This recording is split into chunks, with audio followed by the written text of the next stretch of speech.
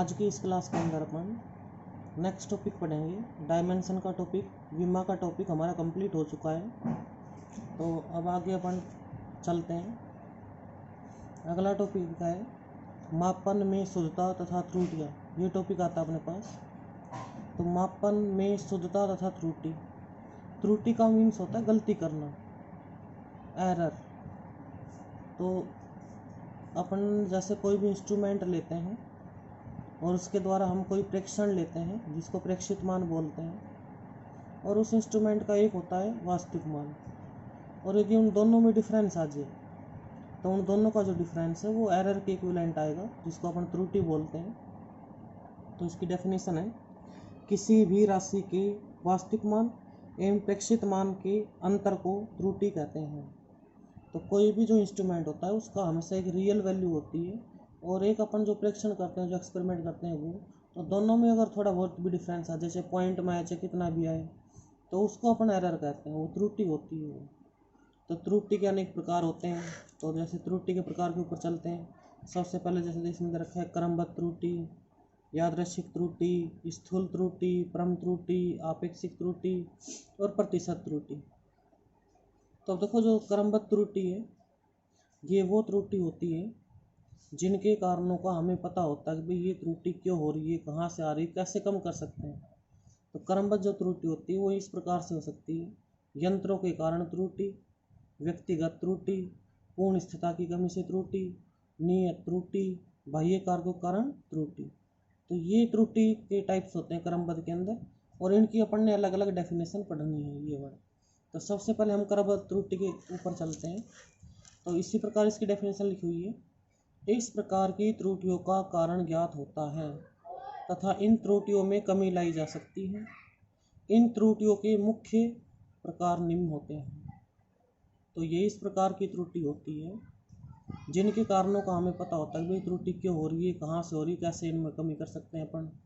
तो ये क्रमबद्ध त्रुटि होती है, इनके निम्न प्रकार होते हैं। तो नंबर 1 होता है यंत्रों के कारण त्रुटि।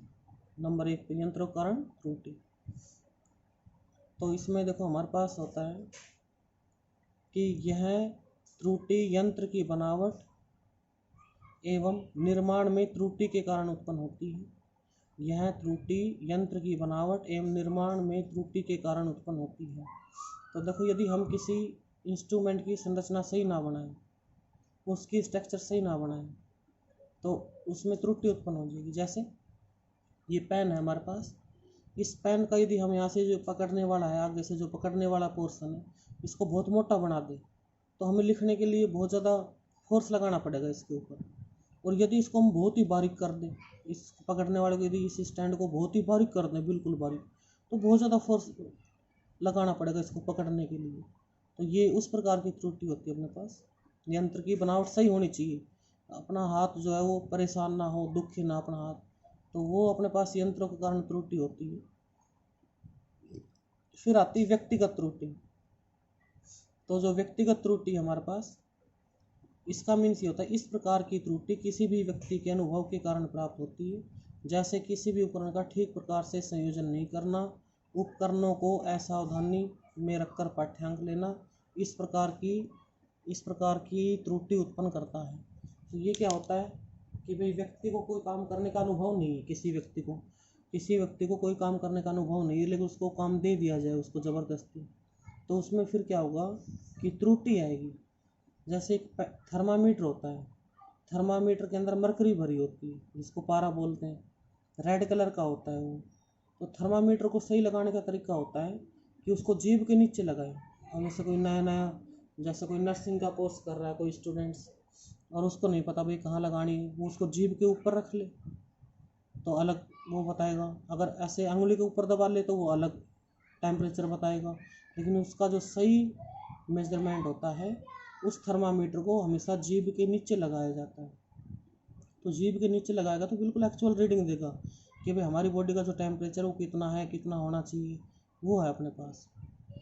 फिर अपने पास इसमें पूर्ण स्थिरता की कमी से त्रुटि। तो वे त्रुटियां जिनका कारण ज्ञात होते हुए भी उन्हें दूर नहीं किया जा सकता, पूर्ण स्थिरता की त्रुटि कहलाती है। तो इस प्रकार की जो त्रुटि है वो त्रुटि है कि भाई हमें उसका कारण पता है कि त्रुटि क्यों हो रही है, लेकिन फिर भी अपन उसको दूर ना कर सकें, उसकी कमी को दूर ना कर सकें, तो वो अपने पास पूर्ण स्थिरता की त्रुटि कहलाती है। वे त्रुटि जिनका कारण ज्ञात होते हुए भी उन्हें दूर नहीं किया जा सकता, उन्हें पूर्ण स्थिरता की त्रुटि कहते हैं। जैसे अपने पास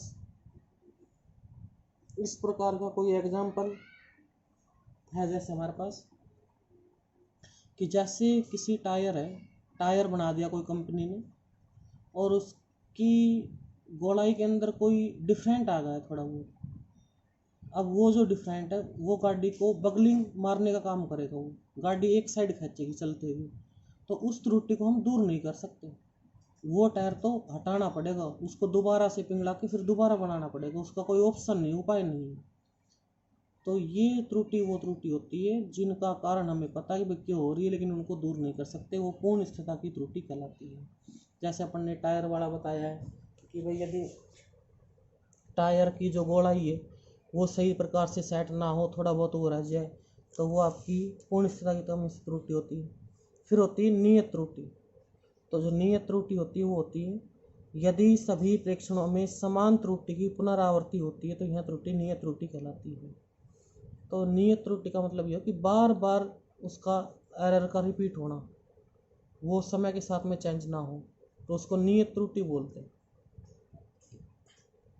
तो ऐसा कोई अपने पास एग्जाम्पल हो सकता है जो बार बार वही त्रुटि दिखाए, अपन उसको सही ना कर सके, एरर आती रहे।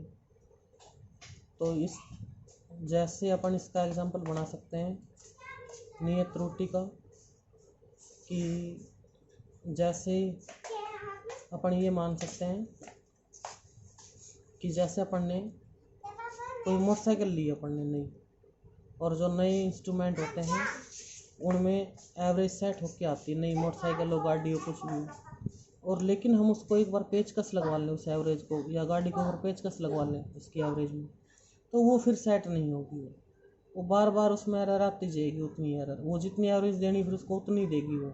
लेकिन अगर आप कंपनी से सेट हो के आइए और उसको ना छेड़े, तो इक्विवेलेंट वो देगी अपने पास, इक्विवेलेंट एवरेज। जैसे कंपनी ने बताई किसी गाड़ी की 22 एवरेज और वो दे रही है 18, तो ये 18 मतलब 4, तो ये बार बार आती रहेगी ये एरर। तो फिर आता है बाह्य कारकों के कारण त्रुटि, ये आता है फिर बाह्य कारकों के कारण त्रुटि। तो प्रयोग के समय ताप, दाब, वायुवेग, आर्द्रता आदि बढ़ाया जाए तो बाह्य कारकों में परिवर्तन हो जाने से त्रुटि उत्पन्न होती है। इस प्रकार की त्रुटियों को कम करने के लिए बाह्य कारकों के प्रभाव को कम करना होगा।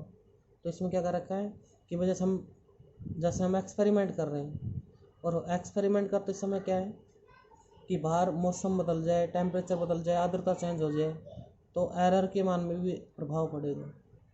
जैसे अपन क्या कर रहे हैं, रूम के अंदर हमने टेम्परेचर घड़ी लगा रखी है, और यदि बाहर बहुत तेज ठंडा मौसम हो जाए, तो टाइम हम कोई एक्सपेरिमेंट कर रहे हैं, उस टाइम एक्सपेरिमेंट कर रहे हैं कि हमारा एक्सपेरिमेंट चल रहा है, और बीच में अगर बहुत तेज़ वो हो जाए, हमने सेट कर रखा है हमारे रूम का इतना टेम्परेचर होना चाहिए, लेकिन अगर बीच में बहुत तेज़ बारिश होने लग जाए या कुछ और मतलब बहुत तेज़ हीट हो जाए, तो क्या है कि उसमें फिर एरर आएगी, जो हमारा टेम्परेचर सेट हो वो ऊपर नीचे होगा हमारा टेम्परेचर, तो उसमें वो अपना बाह्य कारकों के कारण त्रुटि होती है हमारे पास। तो इस प्रकार की त्रुटि होती है हमारे पास ये। फिर होती है यादृच्छिक त्रुटि। अब देखो यादृच्छिक त्रुटि, तो जो यादृच्छिक त्रुटि होती है, इस प्रकार की त्रुटियां यादृच्छिक भिन्नता के कारण होती है। कभी कभी इस प्रकार की त्रुटियां अवसर त्रुटि कहलाती है।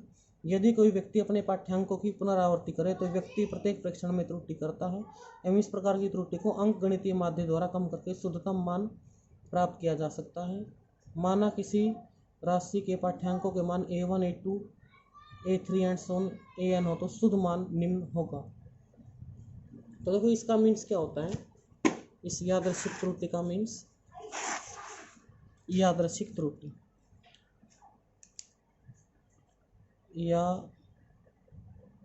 यादृच्छिक त्रुटि, इसका मीन्स देखते हैं।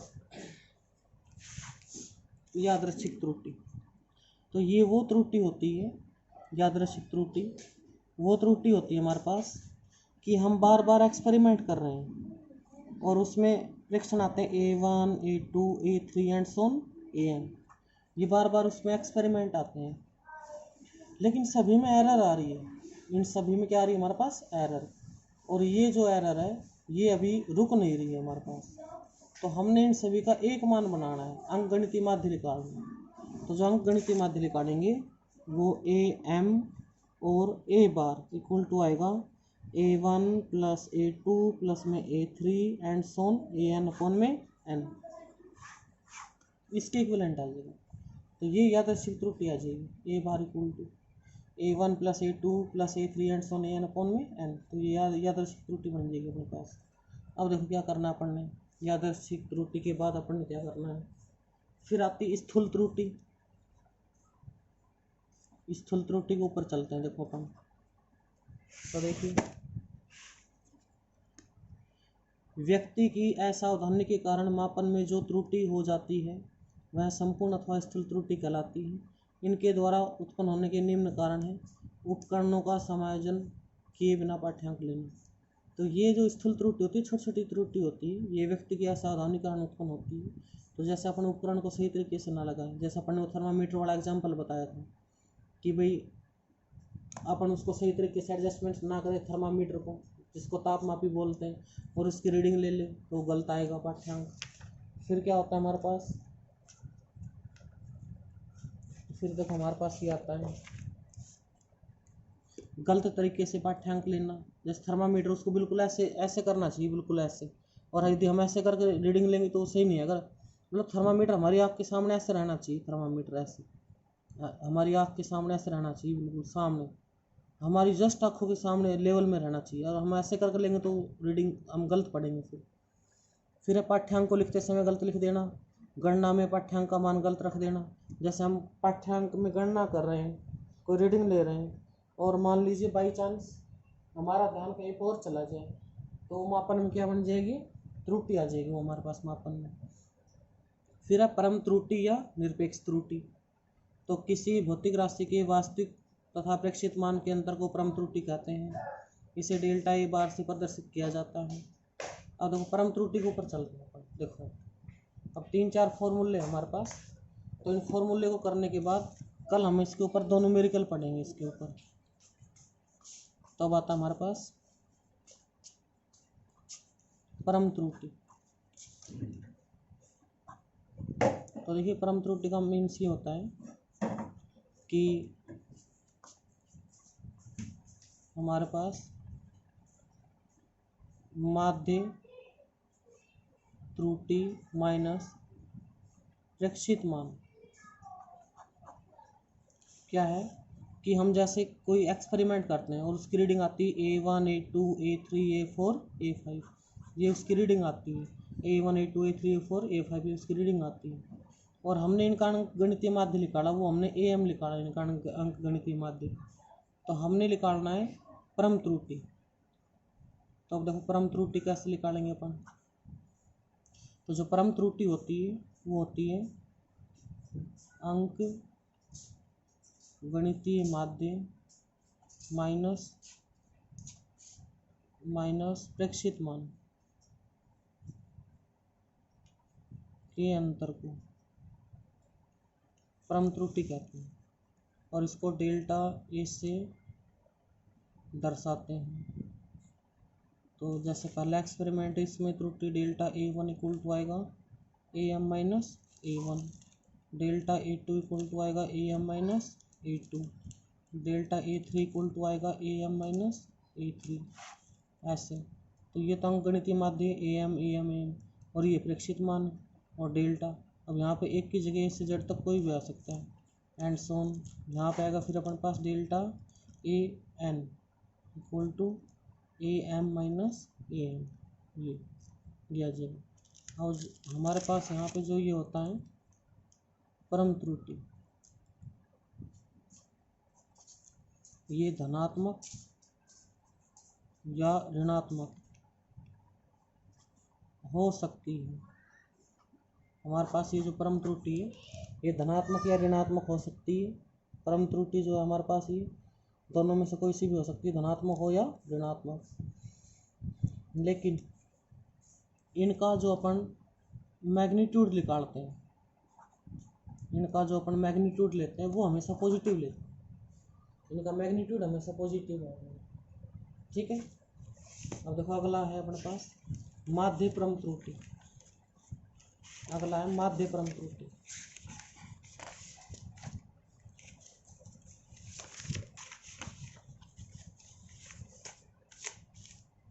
अगली त्रुटि है माध्य परम त्रुटि। तो सभी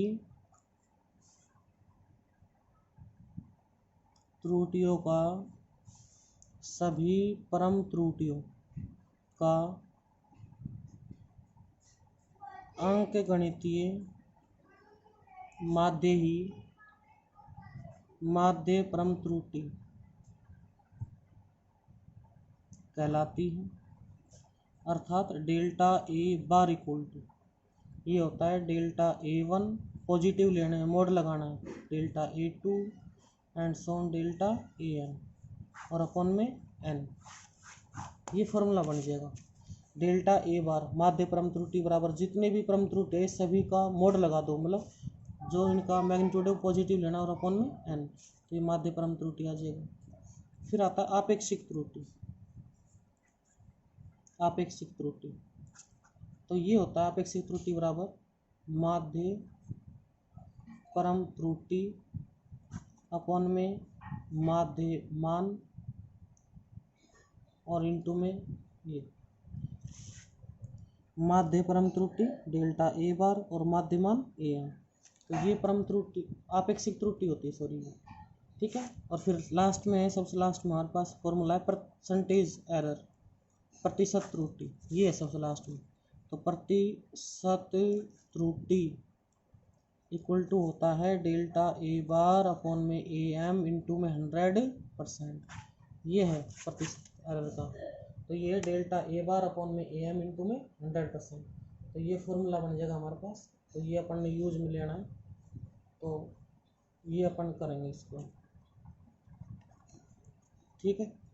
तो ये अपने पास फॉर्मूले हैं। इन फॉर्मूले का जो यूज है वो कल अपन करेंगे न्यूमेरिकल के अंदर। 2-3 न्यूमेरिकल पढ़ेंगे अपन इनके। तो वो न्यूमेरिकल पढ़ने के बाद फिर अपन अगले टॉपिक के ऊपर चलेंगे। तो आज की वीडियो के अंदर बस अपन इतना ही करेंगे। तो आप सभी के पास ये नोट्स भेजे जा रहे हैं, वीडियो भेजी जा रही है, आप सभी ने इनको देखना है और आपने अपना काम करना है आप सभी। ओके।